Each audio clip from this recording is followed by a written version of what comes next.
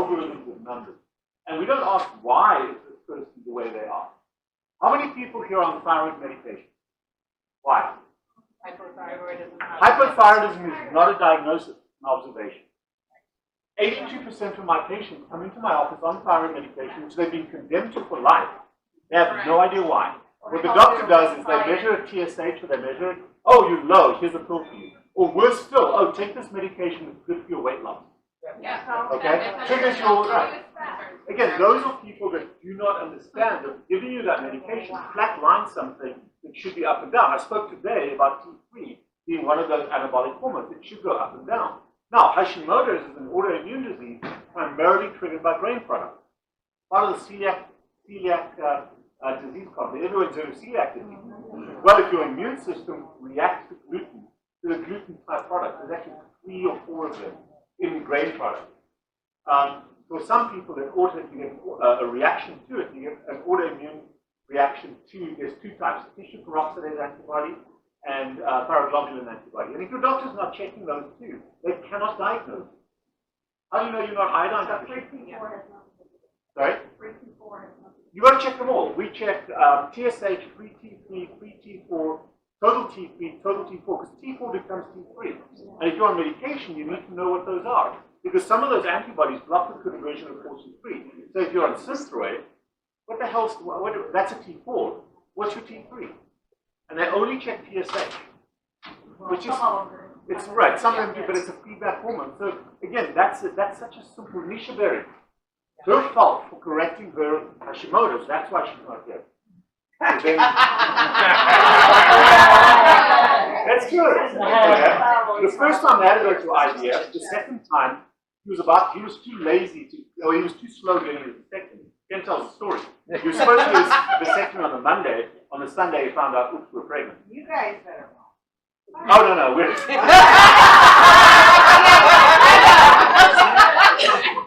You're a little cousin up with a handful. I'm a lot younger than my wife, so she's got that was bad. That was good. You get one in the air here. So stop a second. I don't believe in anything. Okay. I really I try to work as best I can with understanding the science. No. I try to do this either from a metabolic, logic perspective or a scientific perspective. Sometimes you're wrong. But belief is one of the biggest inherent mistakes that we make in healthcare. But metformin is a good drug. There are better drugs on the market now. It depends on what you're trying to do. The problem with metformin is we don't know what it does. We absolutely don't know what it does, but it's all we have. So berberine is the same thing. Berberine. I'm on berberine. But everybody on the internet is taking berberine. Oh, so I'm sorry. No, we won't start I'm going yet. to hand it to you. And I learned from one of the tech guys here that if you hold it up here and not disrupt this down here, we won't do that. Cut out that we were. Yeah, I was getting a lot of cut out. What do they do on Idle Bits? They love to do that. All those autistic kids doing this still because the mom fed them mac and cheese on the ear. Okay. Yes. And we can go ahead and start. I mean, you're starting. It's like my talk. If the count is on 0, we can start. Yes. Because when the count went to 0, I started my talk today. Okay. Yeah. Right. Okay, so we were talking about... You're a rebel. Right, so somebody comes in and they're on metformin and they're starting keto. stay on metformin for a very long time. Don't come off too early. And metformin will never let your blood sugar go down. It may give you some benefit. And that's a bit anecdotal. A friend of mine by the name of Tim Noakes. Tim was type 2 diabetic. He was on metformin. He's the father of carb loading for athletes. Tim is a veteran of 70 ultramarathons. He trained me. He was my physiology professor. Wow. And I learned so much from Tim. So I was his first medical school class for physiology with. So it takes us back a few years. But he taught us how to think and ask the question why. Anyway, Tim took metformin for 2 years after his A1C was below 5.2. And I would not come off. Everyone wants to be off their medication. Now, if you've got terrible GI upset, that kind of thing, come off. But for the most part, the longer you can ride it. The problem is it's not as effective as I would expect. It's not a measurable effect. It does dampen the glucose released from the liver. but now we've got better drugs. I just did a video, for those of you who don't know our YouTube video, I'm going to do a shameless plug here. It's called Carb Addiction Doc on YouTube, and there's a bunch of noise on there. But one of the videos I just did last week was about some of the newer medications that I've tried myself that are really, really effective at insulin. And I'm not a drug guy. The only drug I personally take is DHA. Other than that, no drugs except food. But there are great medications that for a while accelerate the improvement of insulin resistance. And they're not sold that way. They're sold as diabetic drugs, just like metformin is, but they're better. Because if you're an obesogenic person, you're never going to have diabetes. But these drugs still really help you. So that's something that I've experimented with myself. It really works amazingly well. And again, you don't have to take it, but it's very, very useful as a tool on your ketogenic journey. And that's metformin. The problem is a lot of these drugs get used standalone. So if you watch the TV ads, Ozempic, my A1C went down and I lost 10 pounds. Again, that's when you take it in isolation. So you just want to be careful about some of the drugs that you use. But yeah, metformin, take it for a much longer period of time, and then you slowly wean it down.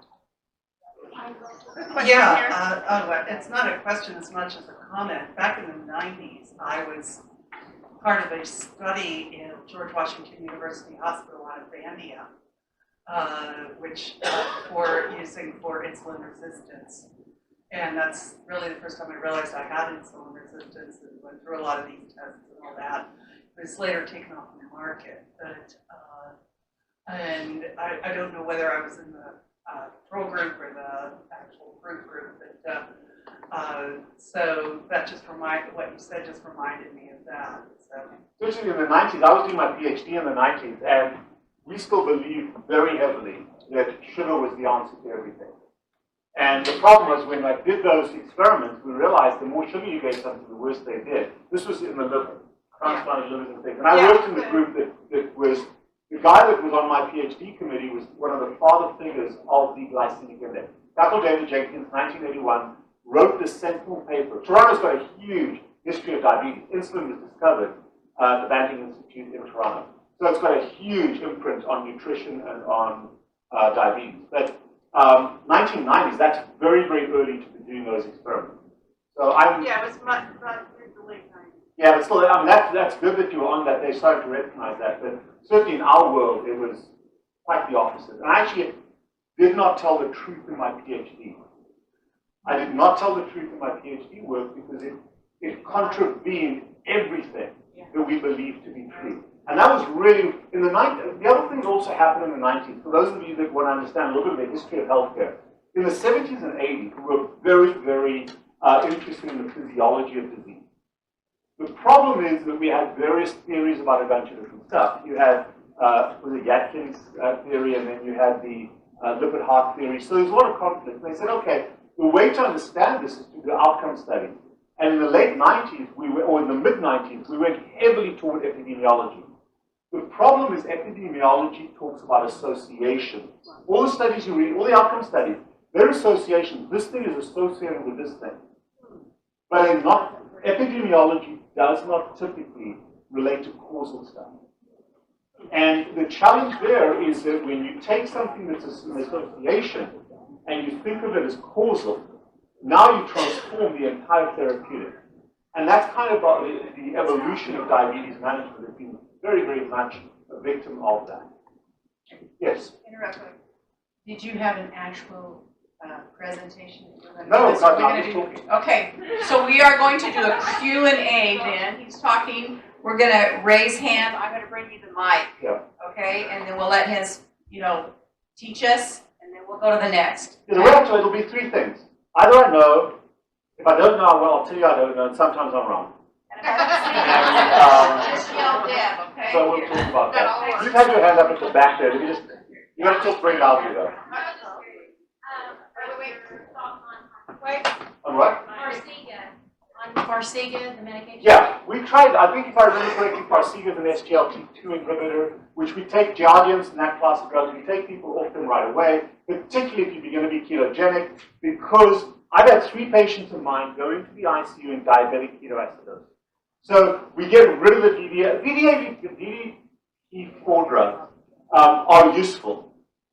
The best ones are the GLP ones. And we use those. Those are the Ozempic, Vigerion, Trulicity, Victoza. Those are drugs that I really, really like. Please don't think of me as a drug prescriber, but I use those a lot for insulin resistance.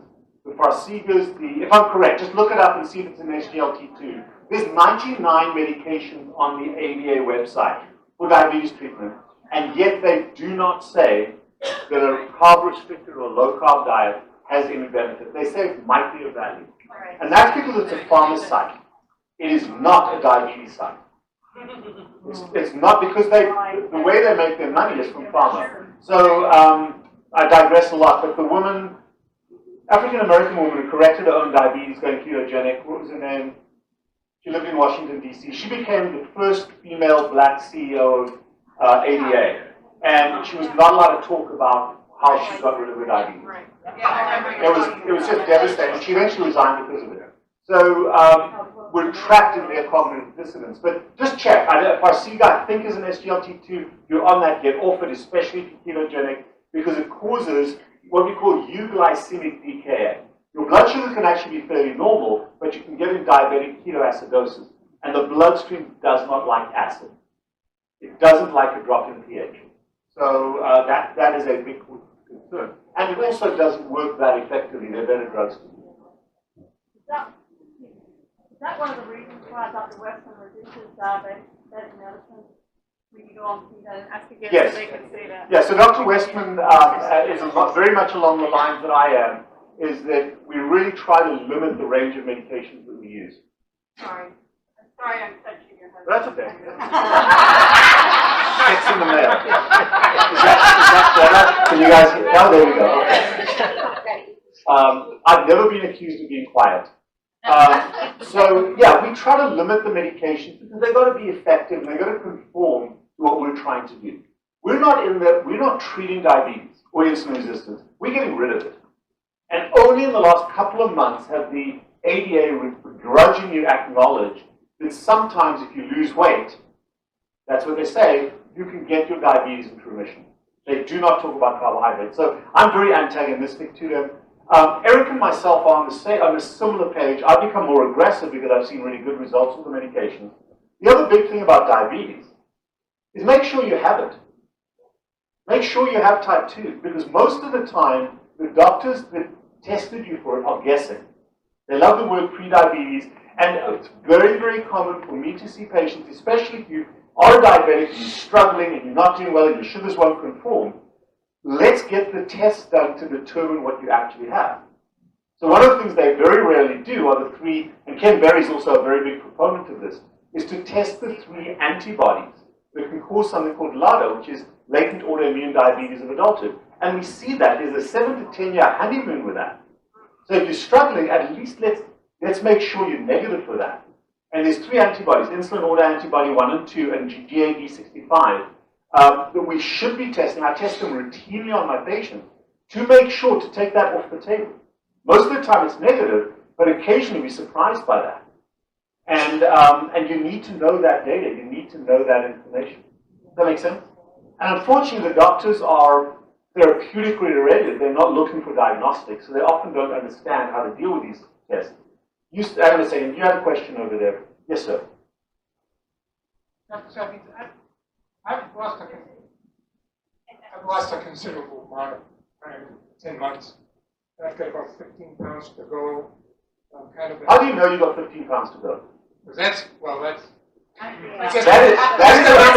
is a fictitious number. That's an artificial number. And again, that's an important. Yeah, 100 pounds to go. You know. No. But 15 pounds. Who knows? But my question was, if I went to carnivore for 90 days, which became very suggested for me to do Saturday night, and then obtain what I was looking for, as soon as I went back to keto, because he said this afternoon it should be a short-term deal with the carnivore, not to stay on it for a long period of time. Would I expect the weight to come back on once I went back to keto? Let me change your thinking a little bit. As I said, the closer we get to what's called a goal weight, the less important the absolute number on the scale is. What's more important, you're not going to die because you're fat. You're not going to die because of 15 pounds. But you are going to die of the metabolic damage that whatever it is doing to your body. Does that make sense? That's what's going to kill us. So the value of carnivore is not just to drop the weight. You can drop the weight with any calorie reductive diet. Okay? However, the value of carnivore is the single fastest, best way to get metabolically healthy. The question then is, what's the sustainability look like? And we use a ketogenic diet, which is anywhere from pure vegetarian all the way through to pure carnivore, as a therapeutic intervention to improve your metabolic health and vicariously to drop weight along that line. Then secondly, we have to diversify that diet a little bit once you become fat adapted. So the goal here is to go to prime your body, which takes about 2 years on average, to prime your body from burning sugar and desiring sugar as a fuel source to burning fat. And the entire system has to change. The analogy I give is this. Think about this. If you go to the gas station today and say, oh my God, the gasoline price is through the roof, I'm going to put diesel in my car. What happens? Right. And that is when you go from being on an 80+% sugar diet to being to suddenly going keto. The system rebels. So the objective is to narrow things down a little bit more, trying the Ken's BBBE to drop a little bit of weight to get metabolically healthy. But the question is, what are you going to do after that? What does your life look like after that? And to my mind, what we're obsessed with is the speed of getting there. I'm not carnivore because it's better or healthier for me. I just love to eat that way. Do I eat vegetables from time to time? Absolutely. When I'm in a restaurant, they have vegetables. When they come into the house through something we order, I'll decide whether I eat them or not. But at home, we're carnivore as a matter of convenience, as a matter of enjoyment. So it's a choice. It is not a necessity. And I think there are some people, I've got patients who won't put pepper on their steak because it's a vegetable. Now, if you've got all the immune disease, if you've got histamine release to that, you can make those decisions. As you get closer to the 15 that you want to lose, and here's the important concept, there should be a change in your measurable. The change should be away from the scale. You use the scale just to acknowledge that you're doing okay, but it becomes a fictitious number. The better metric for you is the mirror. Buck naked in front of the mirror. Don't send me any pictures. Buck naked. Because what then changes is your shape. And I think the shape is also very hormonally induced. So this, testosterone, this, progesterone, estrogen, global fat, especially the females, but sometimes the eunuch-like looking men, that global fat subcutaneous, that's estrogen. Yes, in males and in females. So we're addressing that hormonal picture. Some of it's genetically predetermined, but you can alter your shape with those last 10 or 15 pounds. But there should not be a goal, because this is a journey. And it's a journey that's going to end 10 minutes after you die. It doesn't end before. You know, the other comment that I love to make to people, anybody know who the Dalai Lama is, or the Dalai Lama? Yes. Okay. Would you guys say that he is he's an expert at meditation? Yes. Yeah. Absolutely 100% wrong. Because if he was an expert, I'm done. No, he's a student of meditation. There is no endpoint. Every day he gets to meditate and get better and better and better, and that's what's empowering. Same thing with our journey.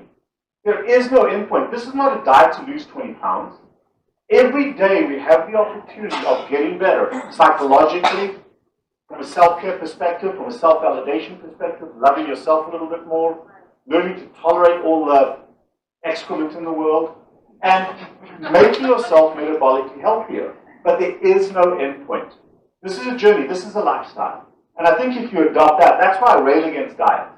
I know it's a long answer to 15 pounds, but does that make a little bit of sense to you? So actually, try the carnivore, but it's more as an experiment to prove to yourself that you enjoy doing it. And then you can decide where you stand on it. But I've got very, very few veteran carnivores who stay that way. We have a question right here. Maybe I'll let you pick the people. I don't want to be... Okay, I'll take You pick the them. mic. Yes, Yeah, sir. my question is, I'm taking metformin, and I'm also taking Insulin. Mhm. And what I noticed is when I started weaning down on Insulin, my blood sugar went up, but my ketones go down. When I take it, my ketones shoot up. Sometimes they get up about 6. But my blood sugar goes So, I don't know, I've heard that. That's what we were just talking about there with Farxiga. Same drug, same class. Same drug? Same class. Alright. If you're going to do anything, wean yourself off or start, you can stop that medication pretty quickly, then cross over to something else. And the ones that I would recommend is a GLP-1 agonist. What is that? That's Ozempic, Trulicity. Those are the ones that I'm hugely in favor of. If you watch my video from a week or so ago about a medication, it'll tell you the story. But if you're doing this, if a ketone of 6 is dangerous. That's DKA, Yeah, so. in my opinion. I try not, I don't even like my type 1 diabetes to go above 5. Ideally, you should be around, and don't hold me to the number, don't write the number down. But anywhere from 0.3 to 0.5, you're a veteran, all the way through to maybe 1.5 to 2. Once you get above that, we get, because that, just like with hypoglycemia, everyone's worried about their blood sugar going high. Why would we be worried about our ketones going too high in the bloodstream? Yeah, right. So remember one other thing, and this is something that most people don't know. When you're fat adapted, what fat is your what is your body using? What is the primary fuel for your body? What type of fat? Non-esterified fatty acid. Okay? Non-esterified fatty acid. 80 plus, 80, 85%, which nobody really talks about. A very, very small percentage is ketones. Some of it's lactate, depending on, like the heart, for example, 85% of the heart in a healthy person, a ketogenic person, is non-esterified fatty acid. That's what your fat cells are releasing. Remember, the only organ that produces ketones is the liver. So that fat that comes out of your LDL that's so bad for you is going to your cells, it's dumping off the triglycerides, it's dumping off the fatty acid that your heart is using as its substrate and for fuel. So the ketones are just a tiny, tiny fraction. So we really want them to be very, very high in the bloodstream. Can I just put in there, I'm in the UK, and many of you know, that know me, I had sepsis and DKA. 2017, I got down to my lowest weight and everything, became very ill, whatever. Anyway, so I've been fighting over the last few years to get my blood sugars under control, no matter how I ate, nothing, because I had so much inflammation following the sepsis. And basically, thankfully, thanks to a number of doctors in the UK, they balloted the government to allow the NHS to prescribe low carb as a way of eating, because before, if they did, they would be struck off. I'm going to try and get them on the cruise. Anyway, so I was fighting, really fighting, until I had a GP, a general practitioner that we see. And in the UK, we can't go in and say, I want this test done and that. We don't have that luxury. And they tried all kinds of medication until my one GP said to me, you need to be on Trulicity. So my HbA1c was 120, which is probably like 12, 13, Yeah, or that's whatever. about 13. Yeah, and I could not get it down, whatever I did. And I've now got a normal HbA1c within like 8 months of being on Trulicity. Well, no, that's not true. Trulicity does not do that. No, It'll drop you a little bit, but it's also a testament to the diet you're on. Yes. It's that combination, and so many doctors throw medication at you Yeah. and expect the medication to fix the problem. It doesn't. Yeah. It's a tool to help you on a The journey toward insulin resistance and that, sensitivity. yeah. That's such a, and everybody in this room understands that. Most people out there do not, and it's very challenging. We have a question. Yes. This is a broad question. So my takeaway today and in the last 6 months or so, I believe that healthcare is individual. And I can tell from the questions that pop around here is that we're asking you questions about our individual health. The problem is, how do we find more doctors like you, like Dr. Bosworth, like Dr. Berry? There aren't enough of you. And next week I'm going to try and train a brand new doctor. And I have a cardiologist for heart disease, and I have a general practitioner. The general practitioner is a younger man replacing a retiring doctor. And I guess a general question is, what's your opinion about how do we get more doctors to think the way you think instead of following the standard protocol? Oh, you've got high cholesterol. I ran your lipid profile. your profile and it says, we're going to put you on statin. That's one example.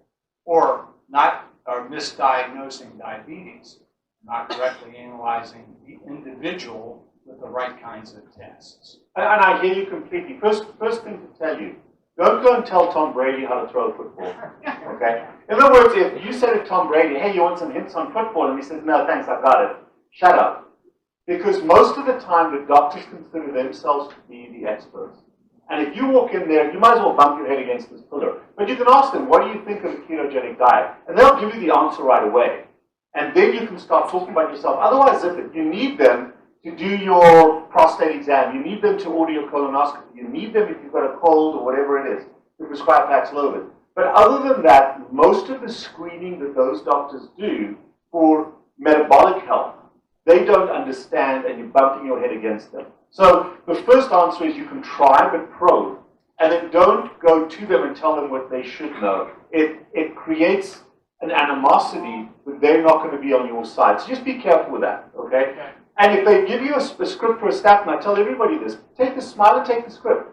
Because unless they come to your house and pry your mouth open and put the pill in your mouth, you don't have to take the medication. But you're not going to educate them, because for every one of you, there's 1,000 reps making millions of dollars coming into their office, incentivizing them. Now, on the flip side, I, for example, right now, got a group of Harvard medical students, first-year medical students. They just did their diabetes week this week, which is where they're teaching them how to treat diabetes before they even know what the hell diabetes is. But every one of them has a Dexcom. So I've got a Dexcom CGM right there.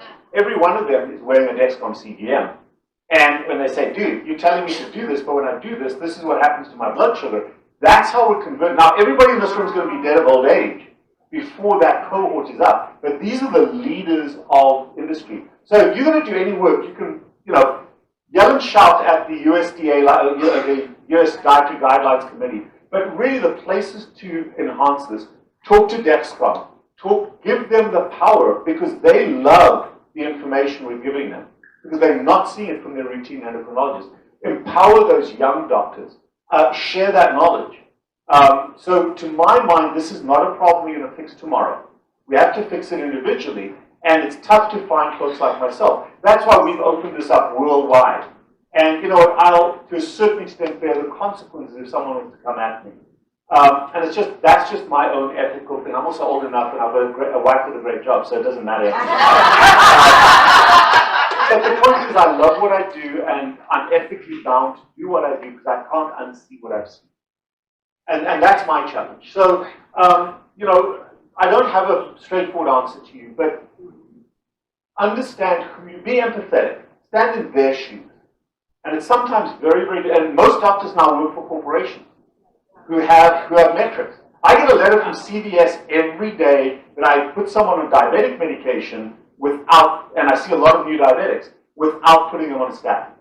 And they send me this dirty letter all the time. And CVS owns Aetna.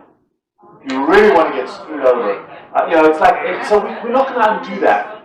But if you look also at the comments on my YouTube channel, how many patients, I've got a type 1 endocrinologist, and I had a great statement. He said, the natural enemy of a type 1 diabetic is their endocrinologist. And he had to fire his endocrinologist and take it into his own hands. Because the reality is this, type 1 diabetics know their disease better than any doctor. So what we have to do is give them parameters. Same thing with blood pressure. Okay? If you know you've got your cuff at home, you should be, if you've got hypertension, be checking your numbers regularly. Because if you don't see your doctor every 3 months, they're not going to catch something early on. Arrhythmias are very common. Anybody here with atrial fibrillation? Okay? Do you check your heart rate and your pulse rate every day? Yeah. Do you guys drive cars? Yes. You drive a car, sir. Does your car have a speedometer? Why? Okay? If you've got AF, check your rhythm regularly, because by the time you get into trouble and you're sitting in the ER in awful shape, it's way too late. It's such a simple thing to do. And my wife and I check ours regularly, our oxygen saturation, our rhythm and our heart rate, our blood pressure, and incentivize yourself. The person with the highest blood pressure pours the coffee. So it works. But the cool part is we check our numbers. Empower yourself, because no doctor, not me, not anybody else, is going to come to your house to check your pressure every day. But if you call me and you say, listen, my pressure's this, or I'm suddenly in this rhythm, you want that early warning. Does that make sense? So please, if you've got these illnesses, if you've got diabetes, how can you know what your blood sugars are if you don't have a CGM? It's those little things that we're looking for. So we're not going to change the system, but we can certainly empower ourselves with technology. Yes, ma'am. Okay, I spoke with you about this Yes. earlier. Triglycerides 50, my doctor told me. Triglycerides 53, beautiful. HDL high, 106, super high. LDL over 220, and my total is 342. I don't understand the 342. Ma'am, you're going to die of a heart attack in the next 10 seconds. Go She wants to put me on statins. She said small 20 milligrams. The prescription is still at Walgreens right now. So your blood work, in my opinion, and again, it's just IMHO, my humble opinion, is about as beautiful as a human being can have their lipid profile. Okay? My goals, my target goals for fat adaptation, because you can't get those numbers without fat adaptation. My target goals, and my friend Dave Feldman differs a little bit, but we're exactly the same ballpark, LMHR. So I want triglycerides to be under 75. Why? Triglycerides, lipids do not cause disease. Lipids do not cause disease, they are markers of disease. Okay? So triglycerides are produced by the liver when you convert sugar to fat. So they're basically telling me that there's traffic from the liver to fat, that's excess sugar that you're converting to fat, which can come from protein or come from sugar, and then it transports in a molecule called VLDL. So you want to know what your VLDL is? I want the VLDL under 10. That's the molecule that the liver produces that nobody talks about because there's no drug for it, that transports sugar to your fat cells for storage. Ideally, your triglycerides should be below 75. But no one number tells a story. So if it's below 75, then the traffic is probably not heavily liver to fat cells. You don't have a fatty liver. The second number, HDL, is a very slow number to come up. But HDL is produced by the liver between meals. So if you're fasting, if you're going long periods of time without eating, slowly as you become fat adapted, HDL comes up. It is your scavenger, your cholesterol scavenger molecule. It scavenges cholesterol and brings it back to the liver. Scavenges it from LDL, scavenges it from your blood vessels. So that you kind of your muck-up molecule, and it also delivers zip codes to the other HDLs in the form of apoprotein. So ideally, I want an HDL above 75. I think Feldman is below 70 and above 80. It doesn't matter. Those are nuances. And then the LDL, if those numbers are correct, you have to, unless you're on a statin, have a high LDL, because LDL's job, it's a FedEx truck. LDL transports fat from your fat cells to your body for distribution as fat if you're fat adapted, and also brings fat to the liver for conversion to ketones. So LDL, I like LDL to be between 120 and 300. I don't mind if it's higher. But if it's higher, you're probably insulin suppressed, which we'll talk about. So that means you're not triggering insulin, which we can talk about separately. Under those conditions, your blood sugars are typically going to be lower. Your A1C is typically going to be close to 5.2. And the only thing that you are not, so this tells me that you're a high insulin producer, the only thing you're not is LM, lean mass. Lean mass is a BMI under 25, BMI under 25. That's the criteria. But you're not LM, but all those other numbers are perfect. So it fits into the LMHR criteria. You really want to know, you probably have a CAC score close to 0. And if those of you have a CAC score below 100, unless it's all in one vessel, you're close to 0 and you're obesogenic, that's probably the pathway. If you're diabesogenic, it's almost never going to be. But if it's a 0, you've got 0 risk of cardiovascular disease. So why the hell are they putting you on a toxic medication to solve it? It's not like it's innocuous. For while I would say, who cares? But there's a 7 to 11% increase in diabetes just by taking a statin, which is But what's bigger of an issue for me is the significant increase in cognitive impairment on statin. And it's reversible when you come off the statin. So this is not an innocuous medication. And you do not need to be on the statin, in my opinion. If you have a heart attack, it's not because you worked on the statin. Okay? So please understand that the other part of heart attacks is the arrhythmias, which are often more common than the atherogenic heart attack. But the problem with arrhythmias is the story conflicts completely with their lipid heart hypothesis. Okay? Because Fat clogs your blood vessels, therefore you need to be on a statin, isn't that right? But when you look at the nerves that supply normal nerve innervation to the heart, that causes the heart to contract rhythmically, it's not quite, but it's chemical electrical conduction. And if you don't have adequate fat, the insulation of those nerves fades away. And then that nerve signal, instead of going down, is spread outside. Problem with that theory, and it's diabetics that tend to get those, not only, but the diabetics tend to get the arrhythmias, and it's the entire arrhythmia. It's the brain, it's the cardiovascular system, it's the gastroparesis, the peripheral neuropathy, it's the erectile dysfunction. It involves all the nerves. The problem is you need to be in ketosis to protect those nerves, the Schwann cell, the myelin sheath. So if you have to have fat in your diet, that conflicts with lipid heart. And that's why the cardiologist is going to talk about it. That data I've just given you doesn't come from me. That comes from a paper in a journal called Circulation. Published 2014, I've got a video on it.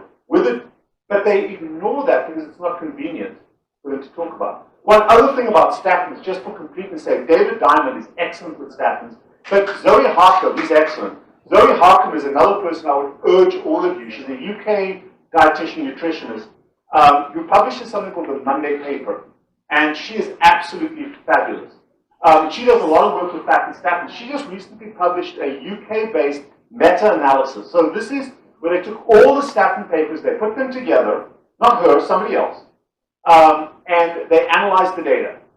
And what they found is that there is pretty close to zero, it is not statistically significant, difference in people having heart attacks, strokes, or all-cause mortality between those on statins and those not on statins.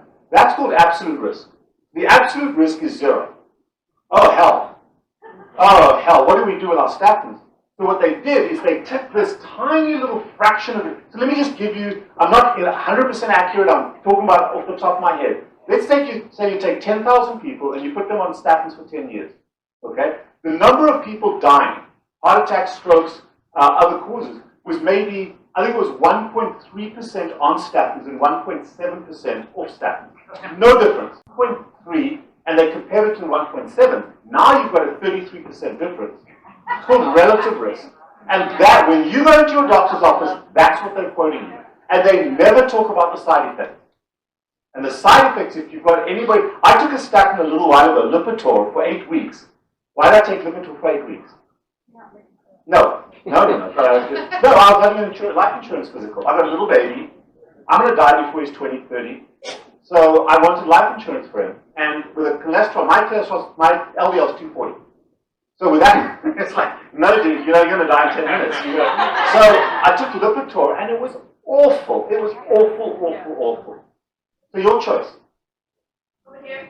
Yes, ma'am. Sorry, that was a one-sentence statement. No problem. So I'm very fortunate. Before I moved, I had a very progressive GP, and I have a lipid profile very similar to Rhonda's, and a CAC score of 0, so she didn't push statins or anything. But I have a neurological condition that my neurologist wanted me to track my blood sugar pretty carefully. So my GP said, no problem, I'll give you a prescription for CGM. Couldn't get it through my insurance. So I had the choice between a Freestyle Libre and the Dexcom. I went with the Freestyle Libre because I'm paying for it out of pocket. So my question is the Dexcom significantly better?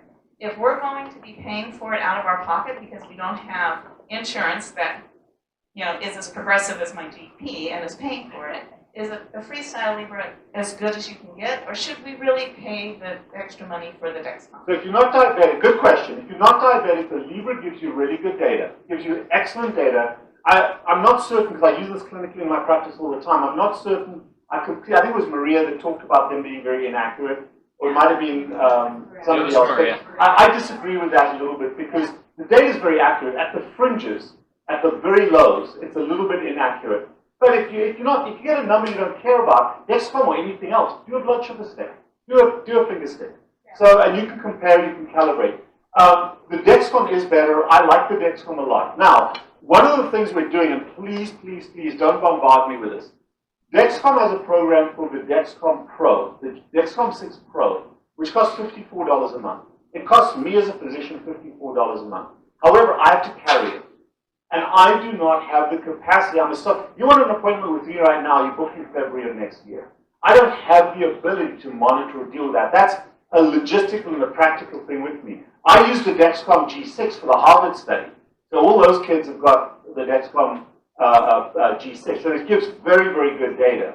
It is exactly the same as this Dexcom. So that would be, in the real world, if I could get someone to manage that, the ideal way to go. Because it's cheaper, and I'm working very closely with Dexcom. I'm not a proponent of any company, but Dexcom is using this for biofeedback, and they want data on biofeedback, so we're helping them to get that. They want to broaden their use of their device. Can you get other GPs to get into that? I could, I mean, there's so much I could do. My wife already tells me, dude, you want to scale back. Yes. I mean, but can other GPs? Absolutely, it's designed for doctors to carry in their office, and they've got a huge push toward family doctors. And if the doctor then buys the Dexcom, the Pro, because they can keep the data, plus they can give the patient the apps. It's slightly different in terms of how it works. You get a new transmitter and a new sensor each time. But it literally, the first time is about $200, and then after that it's $54 a sensor. So it's a lot cheaper, but the problem is the logistics. So it's out there. But you can do that. If it's a busy endocrinology type practice, they can do that. Endocrinologists don't care. But the Libre is just fine for someone like yourself. Dr. Boz has an Yes, I mean, yeah. Oh, hey, how are you? Very nice to meet you. I've enjoyed everything you said, but I do have just a feedback for that exact question, because good luck finding that progressive physician. And it's not because they're not out there. It's because what's happening to his practice and what's happened to my practice, they get flooded. The demand is so high. And you are responsible for the quality once you say yes. There's a great hack. So thank you very much for that. It's that kind of thing that you're going to get from us. I mean, Dexcom's big push is to remove. Here's just a question for you: who monitors the FDA? Who monitors the FDA? The FDA has no oversight. So the FDA is responsible in this country for some travesty. They've done a great job of protecting us, but also some travesties. One of them is that they've specifically said that CGMs, because the little needle that goes in your skin, is a medical device that has to be done by prescription. You can get them without prescription in Canada. And secondly, they are only to be used for diabetes, which is ludicrous. So these companies are trying to change that. Obviously, there's a profit margin to them, but also the general use, because the biofeedback is phenomenal. There's no way on God's earth when I'm running a Dexcom, I'm going to eat anything that's going to bounce that number. So, and also at the same time, I know when I go for, like I went for a run yesterday morning, my blood sugar went up to 126 and came right down because I'm really unfit. So I can track that and it gives me immediate biofeedback. So there is enormous value, and if we can get a lighter price on them, that's ideal. So those are good hacks. But the challenge is, as you said, is finding people that are comfortable doing what we do. Right here, we have another question over here. Dr. Cywes, earlier today you spoke about that we're all eating more than we really need to, about having your dinner in 2 parts if you need to, that you really only need 1.5 eggs to be energy neutral, and that sounds a lot like the old diet mentality of eat as little as you can get away with.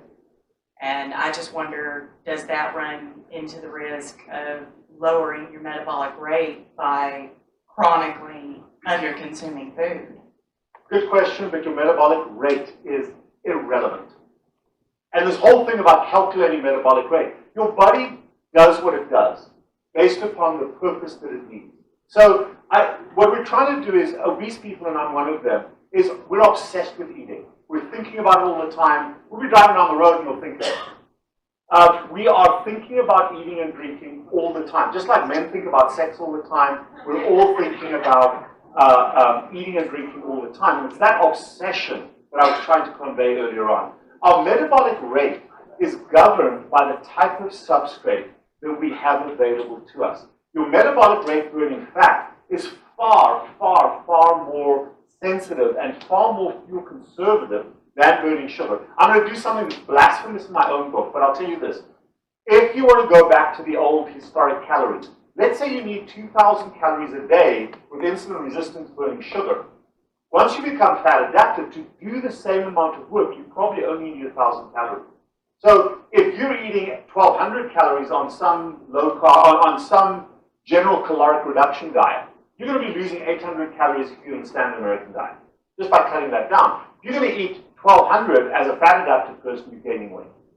But the body doesn't allow you to do that. When you're fat adapted, you stop eating that much unless you're obsessed about it. So part of this was breaking that obsession and allowing your hormonal feedback system to work again.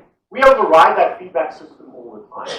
And we don't allow our bodies a chance to do our metabolic rate. Those hormones control metabolic rate. But you're not letting them work. And that's the whole premise there, is to allow those hormones, the incretins, the conversion hormones, to actually work. Does it make sense?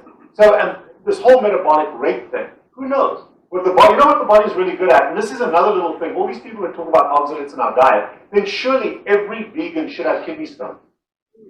Okay? Oxalates are in our food, but they don't necessarily enter our bloodstream in high volume.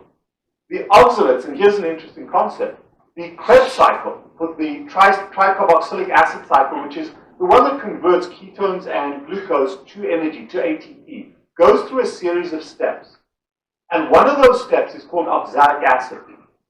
And when the body is flooded with too much energy, the way the human, and this is just logical, but it's also science, is it is energy feedback, ATP-AMP ratio, that controls the flow, the flux of energy into our cells. So the thing that regulates insulin resistance is if you've got tons of ATP and no AMP, that results in phosphorylation of the receptor, shutdown of the insulin receptor. It's saying, dudes, my tank is full, I don't need more energy, okay? And when that cell is flooded with too much sugar, and the mitochondria have to spin that sugar into energy, but the energy banks are full, it spins off oxalic acid, and it combines with calcium and sodium, and that's where your calcium oxalate stones come from. They come from burning sugar, not from the oxalates we eat in our diet. There's a small contribution, but that's called a futile cycle, where the body is spinning to get rid of energy. And futile cycles they used to be very well studied when I was in medical school. They've kind of gone by the wayside. But your body becomes more energy efficient when you're feeding it what it needs on demand rather than oversupply.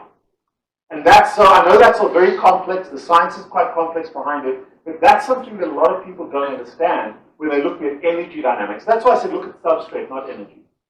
Does that help a little bit? So all these scans and things that look at metabolic rate, not so much. Your body doesn't work that way. Right here. And before we do that, I kind of want to see a quick show of hands. I'm going to try to remember who you are that has a question. Just a quick show of hands. Okay, we'll try to remember you. We got one down up here. I've been asked not to tell a life story, so I'm going to really try to summarize this, even though I'm actually trying to fit my life story into the graphs I've seen today. Especially the graphs where it's blood supply of or blood level of glucose versus release of insulin. I went to college, age 18, first time away from home, first time eating on my own, and the cafeteria had an unlimited supply of sodas. You could walk in any time, 18 hours a day, and I fell in love with sugar and Coke. And within the semester, I was horribly sick all of the time, and eventually was diagnosed as hypoglycemic. Given the money, ER or O? What? ER glycemic, high blood sugar? Hypo. Hypo, okay. And given the money and medical access I had, I learned to handle it by becoming a super taster for free sugar. I immediately could taste it. I knew I was going to get sick because I always did, and I backed off of other foods like, say, pastas. And I handled it on my own until about age 50 when it finally got out of control and was type 2 diabetic. I'm trying to fit that picture that was very subjective into the release of insulin graphs that I saw earlier today. That's the IR2 diabetes profile. So what happens there, that's not hypoglycemia per se. It's called reactive hypoglycemia. So it only happens when you produce sugar, you trigger a delayed excessive insulin response. because that system is broken. And then you get too much insulin. Who's had a gastric bypass? Dumping. Classic. Okay? So you feel like crap, you're sweaty, you're clammy, you feel miserable. That's exactly what you're feeling. But that is because with the gastric bypass patient, they can't eat a lot. They still have, they're usually obesogenic, they have this massive insulin response, overreaction of insulin, which drops their blood sugar down. Most glucose tolerance tests are 2-hour tests, sometimes a 3-hour. We do a 4-hour, and you pick up that reactive hypoglycemia. But it's a delayed excessive response to insulin, or release of insulin. Does that make sense? And then you bottom out. So it's not because you are hypoglycemic. There's really, to my mind, only two, and that can maybe help you with this, two causes of hypoglycemia per se. Number one, it is overdosing of insulin if you're a diabetic. They worry about hypos. Number two, it is if you've got a tumor that secretes insulin, an insulinoma. And there are a couple of other tumors that will drop your blood sugar. But insulinoma is the common one. They occur in the pancreas from time to time. Rare, but I've seen them. And those are people that, and listeria in babies, we actually remove 85% of their pancreas in those newborn babies to get rid of the excess secretion of insulin. I've done those surgeries. But what you're talking about is reactive hypoglycemia. Now, if you don't trigger insulin and you're ketogenic, it doesn't happen. Keto's help. Keto makes a big, big difference, and especially if it's clean keto, if it's fat-adapted keto. Because you want to get into that type 5 kind of response. Does that make sense? Now, what's interesting about that type 5 response, my type 1s never have that. Because they're not insulin suppressed, they're giving themselves insulin all the time. And that's probably what your body's going to do. Okay. Can you touch on, I believe you spoke on it before, when you exercise, being low carb, the blood sugar spike that occurs during exercise is different than if I were eating glucose. Yes. So what's in there, I took notes, just did something. I've got a little interview with him on my YouTube channel, but really interesting stuff. Yeah, give it to me, I can fix it. I have a hammer. So here's just an interesting general question. What stops you from exercising? And not prevents you, but when you're exercising, what causes you to hit the wall? Well, the conventional thinking, and this is from guys like Tim Noakes, who used to run and jab a needle into his muscle and do a muscle biopsy. The original belief was your muscles run out of glycogen. So everybody, a lot of athletes still think that your muscles run out of energy. That's why you bump, that's why you fail. There's a little bit of lactic acid, Jeff Volek will talk about that, but the muscles never run out of energy. If they do, you're going to ribose. Okay? So the muscles will not allow that to happen.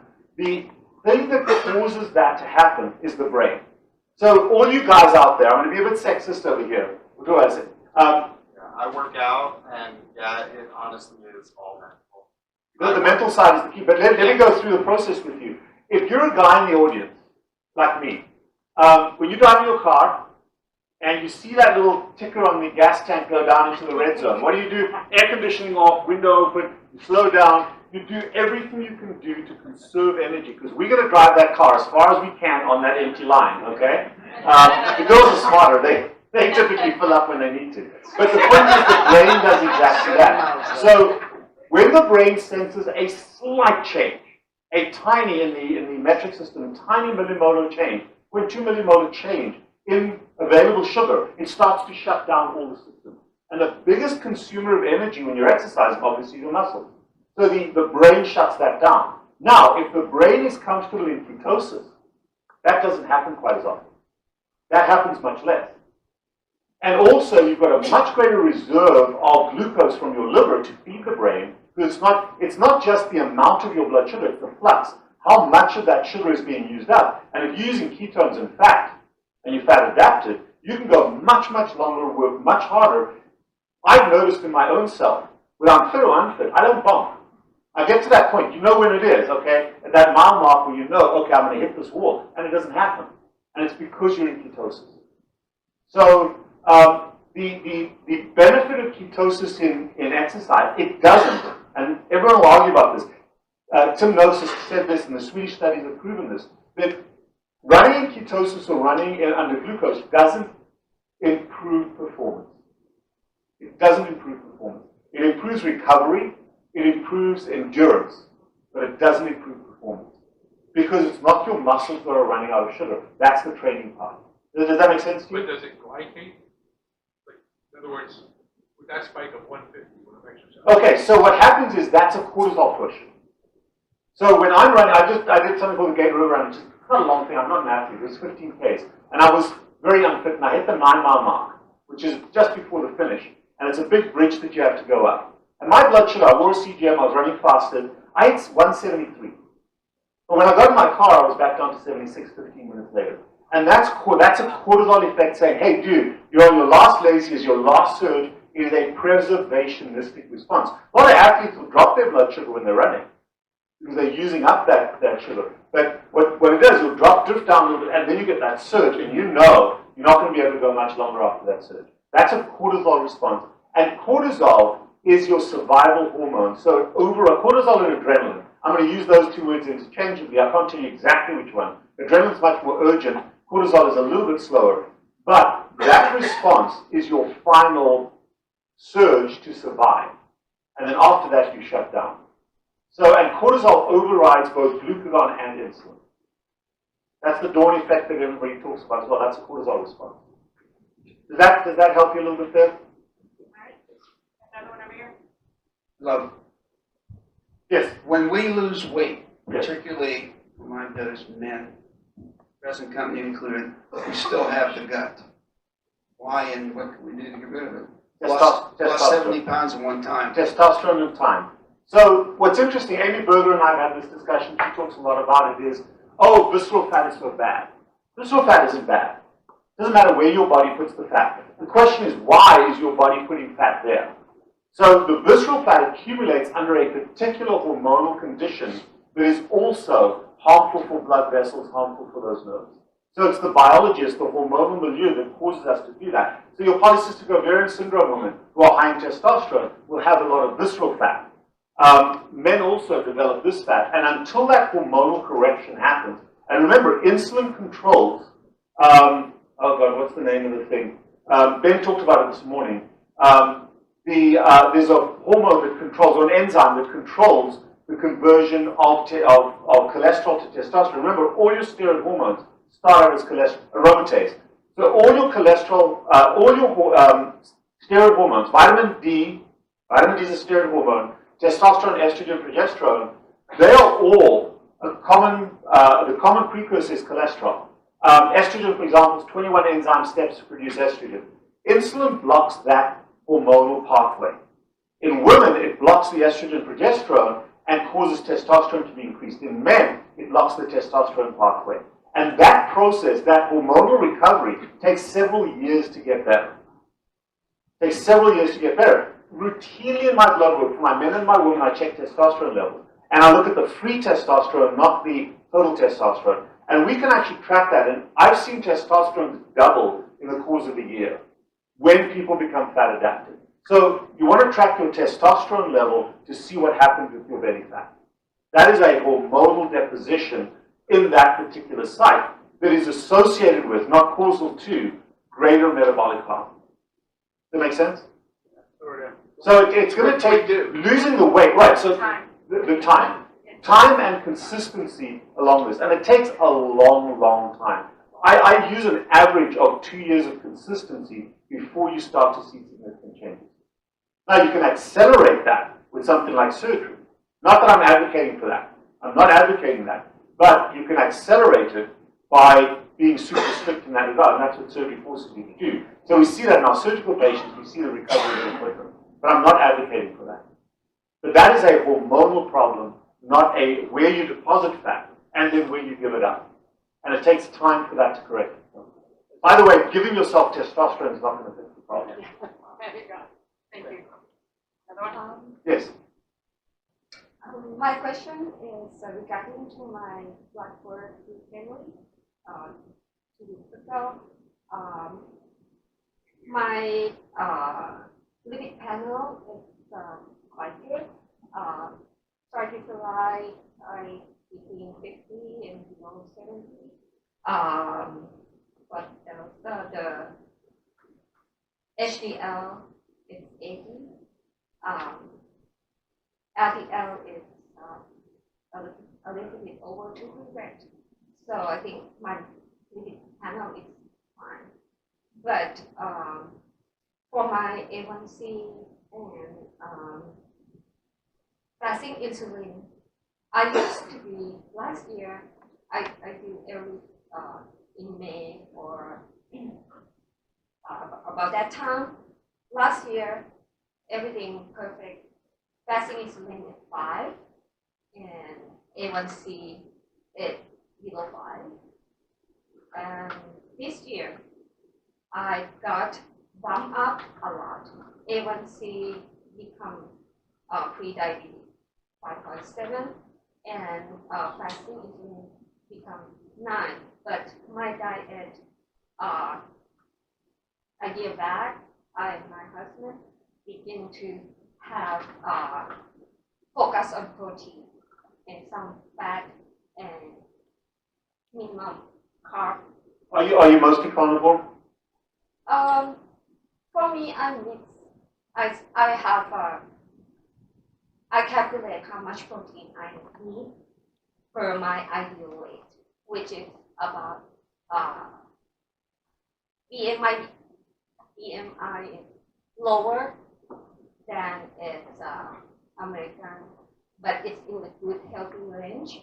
I make sure that I eat protein about a carb per day, during 2 or 3 meals per day. But I'm not sure things that bump up my fasting insulin and A1C. What happened? Because A1C is 3-month period that we know So that. I'll explain that. I mean, you are classic insulin suppression in someone who's diabetogenic. So, and we see this with our carnivore veterans. We see it in our very fastidious.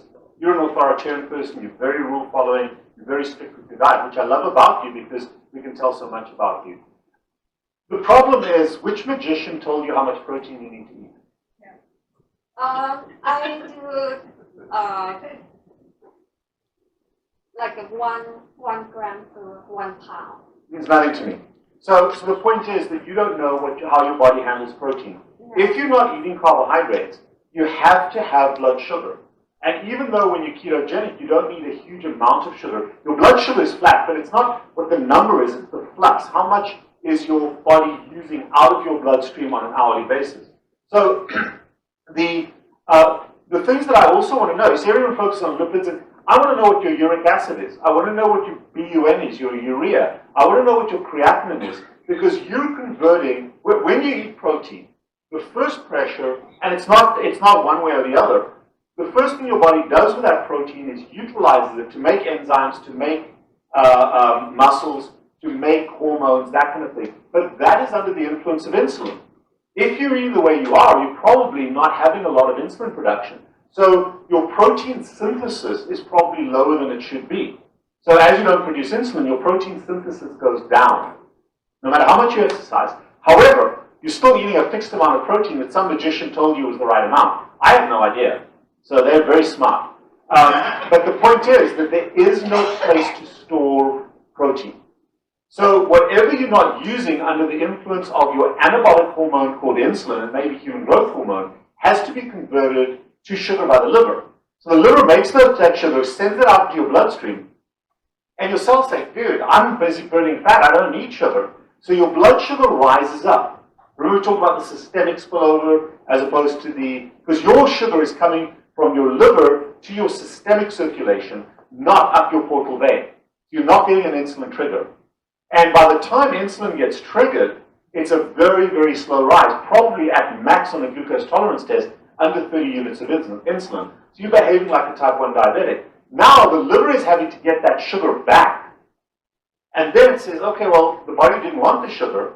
What do I do with it? It has to convert it to fat. Your triglycerides haven't gone up yet. But what it's doing is spinning some of that protein away. So my prediction is your uric acid's probably a little elevated, your BUN's a little bit elevated, and your creatinine may be normal or slightly elevated. And that means that you're wasting protein. I call that protein resistance. So the terms that I use when I'm talking to other physicians is insulin suppression with protein resistance. And the problem there, and the way we treat that, now this is going to be blasphemy to this group, okay? How do you treat that problem? How do you trigger insulin? So when I said earlier on in my talk that there is no human species that's a pure carnivore, it's for exactly that reason. So we've got for my carnivore veterans that are starting to see exactly the same problem, because the only way to get your A1C up is by your average blood sugar being elevated. That's the only way you can get up. Paul Mason and I had this talk the other day. He says, oh no, you're healthy, your red cells are living longer. That may be true if it's purely your A1C. But your blood sugar's up. So it's not longevity of the red blood cells. They're not living for 160 days. They may be, but that's not why your A1C is up. Your uric acid's going to be up, your BUN is going to be up. BUN I like between 18 and 22. If you go to my YouTube channel, I actually have a talk to the World Nutrition Summit that's on there that explains all of this. If you cut back a little bit on that massive amount of protein you're eating relative for yourself, your body will know how much protein to eat, and you start bumping it once or twice a day with sugar, that's the way to go. For example, my little baby, okay, he's a pure carnivore, but he gets a bottle of milk twice a day, because milk has sugar in it, but it's also got fat in it. And there's almost nowhere in nature we get sugar and fat as a combination, except from pastry chefs and that kind of thing. But nature does not combine sugar with fat. It does a little bit in nuts, a little bit in definitely in milk, and a little bit in avocados. But the point is, if you have a sugar bump, you trigger insulin. Now, it's not going to happen like this. It's going to take you a few months, and then that will correct itself. How much of the... That's a challenge. So the way you start very slowly. And the way to do that is to measure your blood sugar. But, for example, my son, on the milk, he'll drink about 12 ounces, 8 to 12 ounces of milk. And his blood sugar will go up. Sometimes he falls on a needle that my wife uses around the house. But so his blood sugars go up to 107, 110. But he's always in ketosis. His ketones are always 0.3. So get a keto mojo and you'll be able to track that. But start slowly, because your system's not suddenly going to respond to insulin, but it'll slowly come up. Remember, Ben also talked about the hack. He said if you eat some sugar before a glucose tolerance test, if you had Craft 5, you don't have that abnormal result. That's exactly what you're trying to fix. So if I start with drink maybe 4 to 6 ounces of milk, No, you're going to feel awful. And the reason for that is because the enzyme lactase, which breaks down glucose and galactose, which is the only place we really find galactase, it's missing in you. You don't drink milk on a regular basis. Your body doesn't need it, so it stops producing it. And it lives right at the tip of the villi. It takes a few months to recruit that enzyme. So start by eating some cheese, start by having a little bit of milk, maybe half an ounce to an ounce. I drink my coffee or whatever it may be. Slowly work your way up. Because otherwise you're going to get cramping, then you're going to sound lactose intolerant, and then you're going to blame milk for that. I have a hypothyroid or anything that links to this. Well, hypothyroidism is not, it's an observation, not a diagnosis. The question is, why do you have hypothyroidism? Or I have But my prediction is you're insulin suppressed, but also diabetogenic. And right now, the work on my hypothyroid is back to the normal range. But is that with medication? Is that with medication? Yeah. Armor. Thyroid. Okay, and Armor is a combination of 2, 4, and 3. Yeah. That's a good medication. Yeah, but I think the key thing is I know it's tough to get into CS, but either myself or Ned or some of the other docs, we can help you to work this out. This is for the folks that are asking single questions, this is what we do every day, multiple times a day. Because this is not unusual, this is very common. We've got a few thousand carnivore veterans, which is kind of the group you fall into, that we have to help. Because what you've done amazingly well is corrected disease. Your therapeutic options have been fantastic. But you can't stay in therapeutic mode forever. You know, when your blood pressure is 90/60, do you keep taking your lisinopril? No, your GP prescribed it, okay? You don't need it. Same thing with the therapeutic diet you've been on. And now we have to get you shifted, if I'm correct in my thinking, to what I call a preventive diet. A diet you can follow for the rest of your life to avoid the diseases that you've already escaped. And that's something that we don't see unless you're dealing with a bunch of mature people, not mature by age or anything like that, but people who've done this for a long time that have corrected the disease process. Most people on the internet are dealing with rookies. The first few months of a ketogenic diet, or people that have struck out a little bit. So you're in that rarefied territory. LMHR is what you are, lean mass hyperresponder. I mean, by those numbers. Now we have to help you to correct. And again, guys like Dave Feldman, myself, Ben, we're slowly working this through. I'll give you just an example, and this is where I've had a challenge in this regard, because one of the easy ways to trigger insulin is to use lean protein. So I thought, hey, Maria's talking about this, this is fantastic. And we tried, to our patients, I created an eating plan that has lean protein days. It was awful. It bombed completely. I don't know why. I don't know why, because it should, that lean protein, that sugar from, and then I realized that the problem is GLP-1. And GLP-1, because when you're eating lean protein, you're not putting sugar into your system. And the gut triggers insulin release preemptively from the mouth all the way through. So if you're eating lean protein, that is a liver thing. The liver has to convert that protein across. That's why we changed our plan. When that failed, logically it seemed okay, but we changed our plan to actually increase in sugar. And as much as I'm not in favor of this person's principles, for those of you that know that Adonis, Paul Saladino, never seen him with a shirt on. Sorry, I'm jealous. But Paul has ramped up the sugar consumption. He's using 300-400 grams of carbohydrates. That's way too much. But at least his principles were similar.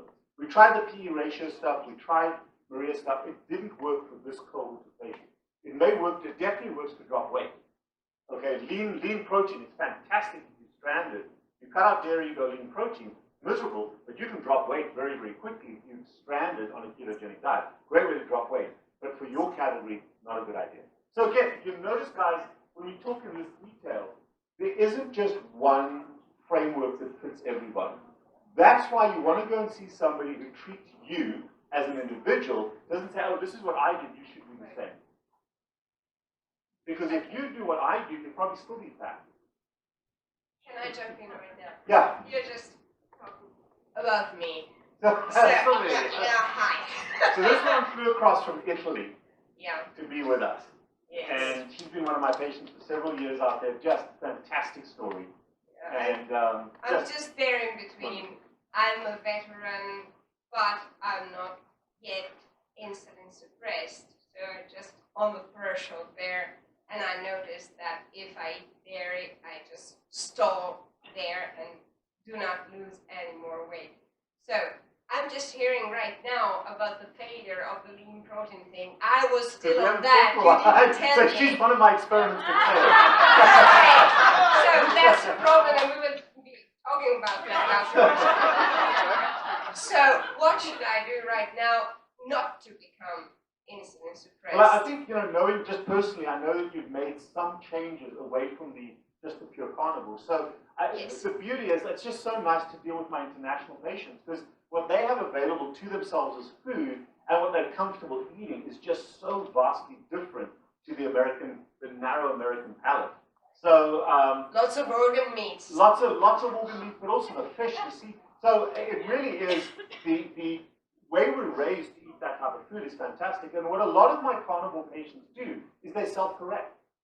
So they begin to, and then they're almost embarrassed to say that they're eating a little bit of a few berries, they're eating a few things like that. So, but it's the right thing to do. So we can talk about that. I'll give you my new sheet. We've got a new sheet of paper. In fact, the biggest concern, and it doesn't apply to Sylvie, which is the other thing we haven't talked about, is micronutrients. One of the problems with a ketogenic diet that is heavily focused on macronutrients is, are you getting enough micros in? Now, most doctors are going to try to sell you a whole bunch of supplements. But we can't grow those on trees in Florida. I don't know if you can grow them in Tampa, but certainly not in those farms. So the point is, we should get our supplements from our food for the most part. Sometimes we need to augment for a little while. But if you're eating a decent micronutrient day, or having micronutrient days, that's the other piece, especially our BBBEs. The egg is maybe reasonable, the butter may be a little bit of micronutrient, but the sacrifice of the BBBE, which is Ken Berry's plan to get on track, and it's a great eye-of-the-needle program, it's not necessarily something that's good for the rest of your life, because you do not get adequate micronutrients in. So Again, these are all little things that we can talk about, but I'll send you that new sheet of paper and then we'll see how you do with that. Dairy, she touched on dairy. Okay? Dairy is a two-edged sword. I did a video on it a few weeks ago. The major reason for this is because I love dairy and I'm not prepared to give it up. Simple.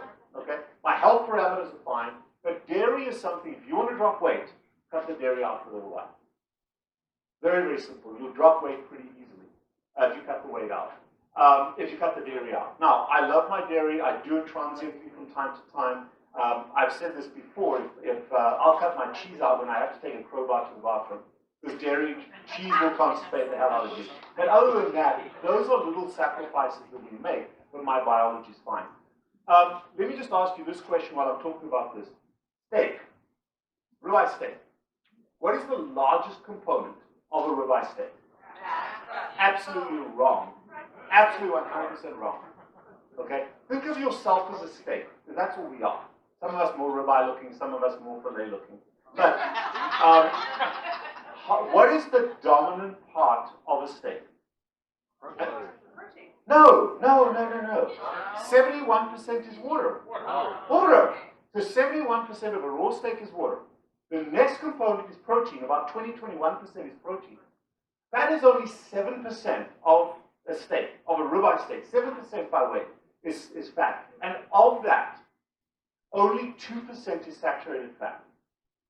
About 4 or 5% is polyunsaturated fat, seed oil. PUFAs. All those people on the internet, oh, PUFAs are so bad. You're eating them when you're eating steak. There is no such thing as fat that isn't saturated in monounsaturated, or very, very few fats.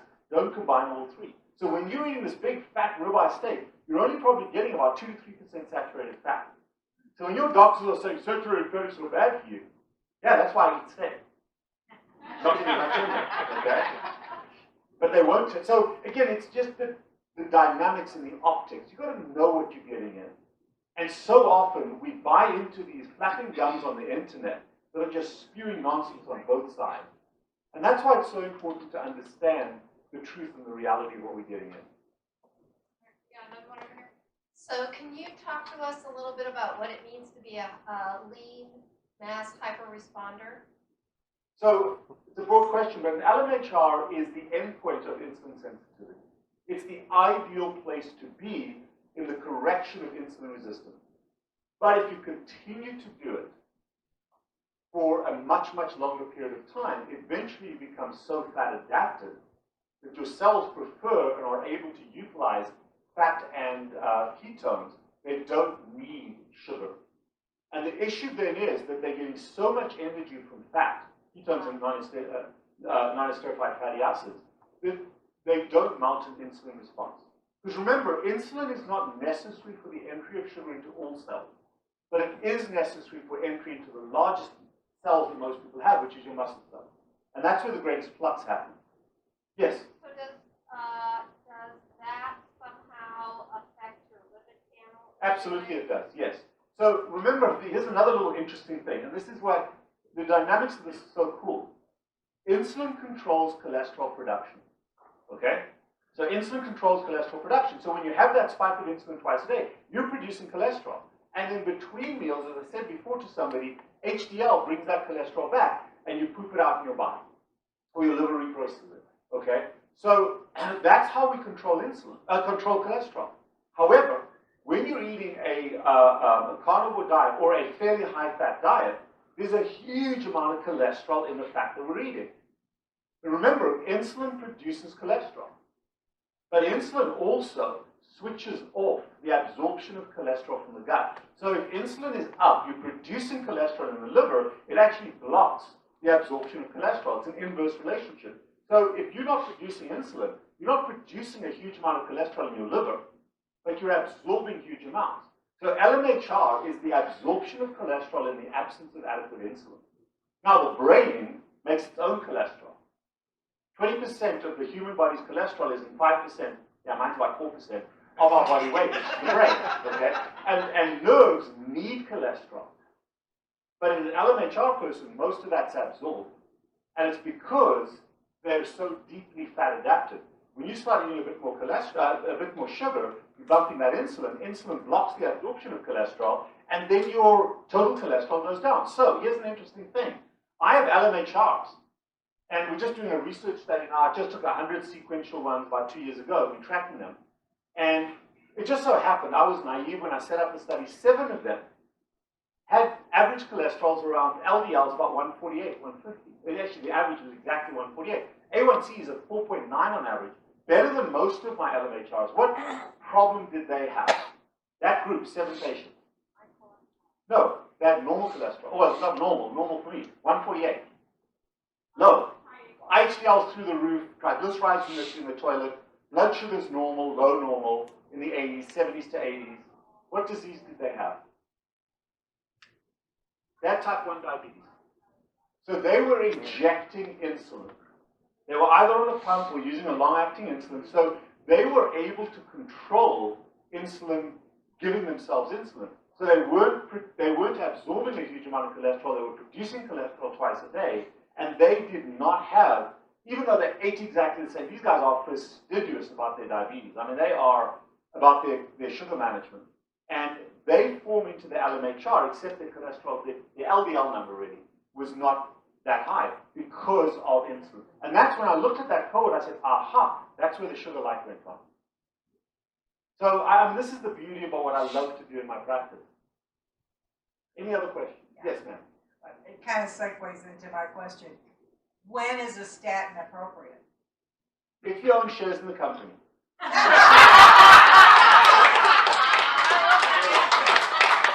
if you have heart disease in your family and you have a high CAC score, is it warranted? It's not, it doesn't do what they tell you it's supposed to do. Now this is my opinion. Listen to other people's opinions, but it doesn't do what it's supposed to do. You've got heart disease and do the right thing by your heart. Don't eat crystal meth. And if you don't eat crystal meth, it's better to treat your insulin resistance than it is to treat your lipids. Okay, so understand this. The way, I've explained this quite a bit, but the way that lipids work is this. The way LDL cholesterol works is this. In the heart doctors, my fist is sugar. I punch a hole in the wall. That sugar, sugar and tobacco, sugar and nicotine, cause the damage to your blood vessels. You come along with some spackle and you cover up that hole. When somebody walks in the room and they see spackle all over the place, they may say, aha, look at this room full of spackle. Now the spackle is LDL. The LDL did not cause the hole in the wall. The LDL is responding to fix the hole that was caused by sugar. Now, you walk around with spackle, if there are no holes, guess what? You just walk on by. No spackle. But if you see the spackle, aha, must be the LDL, because that's what they see. They don't see the holes. Does it make sense? And so LDL is a red light flashing at the side of the road. You say, dude, there's a hole in the road.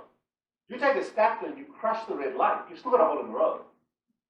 And even someone that's had, say, a heart attack or whatever, they want to put them on a stent. The secondary effects, the more profound secondary effects, are going to be from an ultra-low carbohydrate diet. David Diamond speaks to that very effectively. And from my perspective, I have not found literature that I have read, not literature that some rep came to my office and told me the results of, but that I personally have reviewed. And I've got a PhD, I wear a statistical hat, albeit not very well. So I don't think I'm very biased in this. I don't have any skin in the game. Okay, I don't have any skin in the game. I don't treat bad hearts. I don't do that kind of thing. I have yet to find evidence to support the taking of statin in the literature. And that is my opinion. See, here's the way it works. You ask this question. You get my opinion. You get other people's opinion. Ultimately, we are consent-giving adults. You make up your own damn mind. And then you put the decision behind you, and you can live or die based on that decision, so be it. But I can't tell you, and more doctors are becoming paternalistic. My patients want to take a statin, I'll say absolutely fine. I have no problem with you taking a statin, but no both sides. Then it's your choice. And I'm not going to fire you as a patient because you're taking a statin. How many doctors have not threatened to fire their patients because they're not taking a statin, they won't take a statin? I see that all the time. Yeah. And that's malpractice in my mind. To try to force a patient to. As a surgeon, if you come in, you're a Jehovah's Witness or a Seventh-day Adventist, and I tell you, you'll lose a lot of blood, and you say, I don't care, don't transfuse me. I respect that even if they die. But that's a choice. This is no different. Of the original group of people, when I asked you to raise their hand, did I miss anyone? Okay, the person over there. And right here. These will be our last two questions. Right, last two. All right, hold the mic up high, not on the, there you go. Just a simple question. Have you ever seen any association between insulin resistance and polycythemia? Oh God, don't go there. You had to go there, huh? So you had to go there. Oh my God. Probably the best person that I'm starting. Yeah. So okay. So is there any correlation between insulin resistance and polycythemia, which means excessive red blood cell production? Okay. Polycythemia is a particular disease. Paul Mason is the person that's educated me on this. He knows a lot more than I do. Look up his videos, look at some of the stuff that he talks about. And I'm just trying to wrap my poor little surgeon's head around this. What we see a lot in our blood work, and this is, I test iron stains routinely, and we see people with elevated hemoglobin and high ferritin. And ferritin is an intracellular molecule that binds iron. And what's interesting about the people with high ferritins, and ferritin is an inflammatory marker. So if you've got COVID, you came into our hospital early on and your ferritin was high, you were going to get admitted because you're going to have a bad outcome. So it's also a marker of intracellular inflammation. But what Paul told me, and it's, I don't know exactly how the story goes, but we see high ferritin and we see low copper. And we see that with hemosiderin. So I don't check copper levels. I'm going to start checking it in certain people when I see a high ferritin. And especially in the carnivores, we see their ferritin go up quite high. So what those people do have is hemosiderosis. They have high iron levels. And for those, just like with polycythemia, the treatment is bloodletting. And that's where, if you're philanthropic, go and donate blood. So I've got a lot of my patients who are have high iron, and we call it hemosiderosis. I haven't thought about the polycythemia yet, but hemosiderosis. So polycythemia, as far as I understand it, is mostly bone marrow overproduction. What I see in my patients is more iron driving it. So I don't know, I'm guessing at that correlation, but this is something I'm just starting to wrap my head around because we see it a lot and I never have an answer for it. And Paul is starting to educate me a little bit about that. I've got a conversation with him coming up. Like they're 12 hours apart, so when I'm going to bed, he's waking up, so it's tough to talk with him. But I'm learning more about that. I would go to that source and Google him and find out what he has to say about it. But yes, absolutely, and it correlates with insulin resistance. So we see that a lot. The only other thing is, if you haven't had this checked out yet, please check your H. pylori. About a third to close to a half to my patients are H. pylori positive. What's H. pylori? It's a bacteria that lives in the stomach. You hear about SIBO, you hear about all those things. H. pylori is the only bacteria that lives on acid in the stomach. It tolerates acid, and it lives on the mucus in the stomach. And it causes gastritis, it causes ulcers, and it can cause cancer, gastric cancer. And the treatment for it is antibiotics. If you've got it, or one of your people that you swap spit with have it, the reason I say that is because we see a lot of our patients come in and we check their iron levels. I do that routinely, and the iron levels are in the toilet. Well, why? And we check the H. pylori. It's a routine test I do. It's almost always positive. So if you've got anemia, if you've got low iron studies, please have your doctor test H. pylori. They often don't. It's a worthwhile thing to do. And you can Google H. pylori. There's some great work on that. But please have that test. It's got nothing to do with keto, but it's a common problem with iron deficiency. Okay, last question. Yes. All right, so I had gastric bypass in 1999, and I did really good up until the last 10 years, and I feel like I'm falling apart. I was watching some of your videos, and you said once you have malabsorption, you cannot come back from that. Is that true? No, it's not true. You can't fix the malabsorption because your gut is rerouted. But you can absolutely treat, you can't treat the malabsorption, but you can catch up. And the problem that you've had is when you say you did really well, you're basing that on weight loss. Yeah. Right, and that's not doing well. That is inherent to bariatric surgery. The problem is nobody looks under the covers. And this is not an indictment, I'm not critical or judgmental, but... I am. Right, no, but you want to understand also I'm that... really pissed off that this is, I didn't know. Don't be pissed off. You have it, put it behind you, do the best you can going forward. You cannot change history, but you can change today and tomorrow. I tell everybody that. Do not second guess your decision. Okay, do not do that. Work forward. But the issues for you is lean muscle mass. So about 20 to 25% of weight loss in a bypass patient as opposed to other surgeries is lean muscle mass. Because you can't, it's not that you're eating, you're not eating it. Although they teach you, I tell everybody that if the best diet to rapidly gain weight is the diet they put you on after surgery. Multiple small meals a day, snacking all the time, lots of soft carbohydrates. So if you're going to unwind this, the single healthiest diet for my bariatric patients, because they can't eat a lot, is a close to pure carnivore diet, high-fat carnivore with significant micronutrient days. Eggs, dairy, organs if you can eat them, small fish, bivalves, that type of food. And if you, because you can't eat a huge amount, never eat less than twice a day, probably 3 times a day, and you'll shift that pattern. So fasting's out. Fasting is the worst thing you can do. You're already fasting based on this, but you don't want to eat continuously. Remember, the average fat person who consumes calories 15 to 20 times a day, they don't know it. Just like the average smoker. Because I talked about that dopamine, serotonin thing, but we don't realize it. We're having this, we're having that. I sat next to a guy, big guy on the plane a while ago, just before COVID. And we were sitting on the plane, and the little, I got punished for this one day. The wonderful flight attendant came along and offered us this little cake thing, this little rack of stuff. And so he leaned over and he took the biscottis, you know, those little, this is Delta, those little really cool cinnamon things, which I desperately want to never have. And I drank black coffee. And a long flight to Seattle, every 20 minutes, and I was doing obesity work, so we were chatting about obesity, we were chatting freely about it, and writing my talk as I was about to go and give it. And I was drinking black coffee, he was eating the biscottis. And at the end of the flight, we're getting off the plane, I said, by the way, how many of those did you eat? And he said, oh, I think I just had one. I counted, he had 8 bags, which is, and I think there's 3 in a bag, okay? So he had 8 bags. So, but was he lying to me? No, he was oblivious to how many he had. He knew he was doing them, but we are oblivious to how often we do it. And you've seen me over here today. I'm oblivious to how much coffee I drank. I know I drank coffee. I have no idea how much I drank. But because it's okay, we condone that. Okay? We have no idea how often you do it. So that snacking thing, if you're eating 3 times a day even, you're getting those insulin bumps, you're getting the catabolic phase, but don't eat more than 3 calorie-consuming events a day. And I don't care if it's 1 peanut or a whole steak. You don't want to do that more than 3 times a day. And really what you want to do is to shift some of your fat loss. You are, if I may say so, lipidemic, so it's the most difficult fat to give up, which is this lower part. Your body's very protective of this for a reason, okay? Except that reason belonged to people 100,000 years ago. But your body will give it up. It's slower.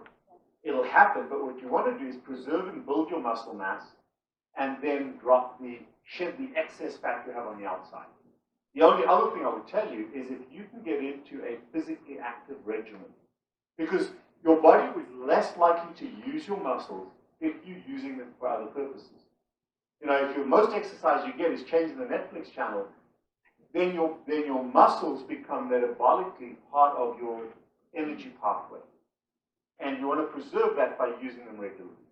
But yes, you can recover from metabolic ill health, but you cannot recover from the metabolic changes. Does that make sense? Yes. Thank you. We